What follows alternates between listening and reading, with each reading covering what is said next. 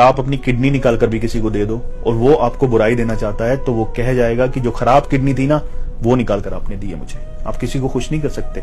एक जमाना ऐसा था कि जब गांव में किसी का कोई दुश्मन होता था ना, पूरे गांव को पता होता था कि वो उसका दुश्मन है।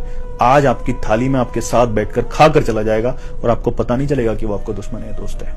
पुराने दौर में जब कोई गांव छोड़कर दूसरे शहर या दूसरे देश कमाने जाता था तो पूरे गांव की आंखें नम होती थी, पूरा गांव उसको छोड़ने आता था।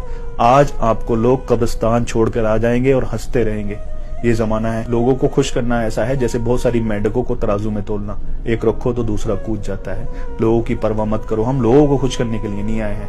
बस ख्याल रखो किसी का दिल ना दुखे, ख्याल रखो किसी का हक ना मारा जाए, ख्याल रखो हम किसी की रोने की वजह ना बने, ख्याल रखो कि हमारी मौजूदगी किसी की मुस्कुराहट की वजह बनी रहे, ख्याल रखो कि हमारी वजह से कोई जिंदगी जिए, ख्याल रखो कि हमें रब को खुश करना है। हम लोगों को खुश करने के लिए नहीं आए।